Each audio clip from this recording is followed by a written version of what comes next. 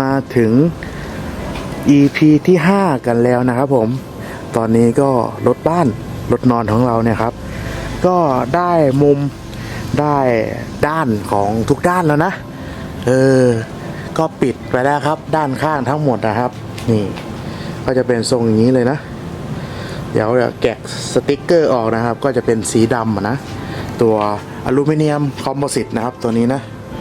โอเคก็ลักษณะเป็นประมาณนี้เลยครับตอนนี้ก็ด้านข้างปิดไปหมดแล้วครับด้านหลังด้านหน้าก็ปิดแล้วนะครับด้านหลังของเราเป็นอย่างนี้นะครับก็ใส่บานพับแล้วก็เป็นแบบเปิดนะครับเปิดแล้วก็เข้าไปนะครับผมเดี๋ยวอนาคตนะครับอาจจะติดโชคเข้าไปตรงนี้นะครับจะได้แบบว่าไม่ต้องใช้แรงของเราเนาะนี่อยากจะเข้าไปข้างในให้ดูนะครับปึ๊บเปิดเข้ามาข้างในนะเป็นอย่างนี้ครับเข้ามาข้างในครับตรงนี้นะครับกะว่าจะทำเป็นห้องน้ำนะเดี๋ยวก็ตรงนี้ครับจะทำเป็นที่นั่งอะไรอย่างนี้นะนี่ตรงนี้ก็จะเอาไปนั่งนะครับผม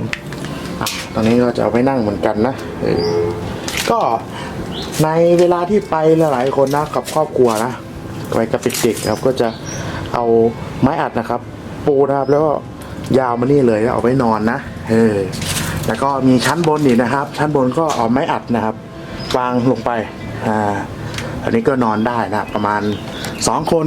นะครับหรือ3คนกับเด็กๆอะไรเงี้ยเวลาไปก็น่าจะไปได้ตรงนี้ก็สะดวกเลยแหละส่วนของห้องน้ำนะครับห้องน้ำตรงนี้เนี่ยผมก็จะทำเป็นไม้อัดเหมือนกันนะถ้าจะใช้ก็อาจจะเปิดไม้อัดออกนะครับหรือเอาไม้อัดออกเลยนะแล้วก็ใช้ห้องน้ำไปนะครับส่วนถ้าไม่ได้ใช้ห้องน้ำก็เอาไม้อัดมาปิดนะครับตรงนี้ก็จะกลายเป็นที่นั่งเหมือนกันหรือเป็นบาร์อะไรอย่างเงี้ยนะก็คิดไว้ประมาณนั้นนะครับตรงนี้นะครับหน้าต่างนี้นะว่าจะทำเป็นป๊อปอัพเปิดขึ้นไปเหมือนกันนะครับผมฝั่งนี้เหมือนกันนะครับนี่แหละด้านหน้าเดี๋ยวอาจจะเอากระจกมาติดนะในอนาคตเป็นประมาณนี้ข้างหลังนะครับตีกรอบประตูไว้เรียบร้อยนะครับผมอาจจะทำประตูนะครับในอนาคตนะก็น่าจะเรื่อยๆครับค่อยๆพัฒนาไปนะเดี๋ยวออกไปข้างนอกก่อน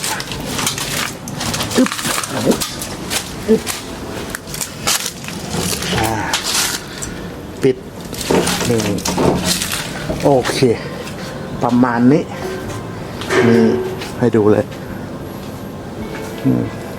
เมื่อกี้ก็ลองยกขึ้นรถแล้วนะครับก็โอเคดีนะดูเป็นรูปเป็นร่างมากขึ้นแล้วนะครับใน EP หน้านะครับผมจะทำหลังคาแล้วนะเดี๋ยวผมจะทำหลังคาปิดนะครับแล้วก็อาจจะใส่ตัวยกนะครับดึงมันจะเป็นการดันยกดันแล้วก็ยกหลังคาขึ้นนะแล้วก็เดี๋ยวโชคอาจจะติดในอนาคตนะครับจะทำวิธีการดันแล้วก็ยกขึ้นก่อนนะครับผมจะเป็นยังไงก็อย่าลืมฝากติดตาม EP ต่อไปด้วยนะครับผมใน EP นี้ครับ EP ที่ 5 แล้วนะใกล้เป็นรูปเป็นร่างแล้วยังไงก็ฝากติดตาม EP หน้าด้วยครับไม่มีอะไรแล้วครับ EP นี้สวัสดีครับ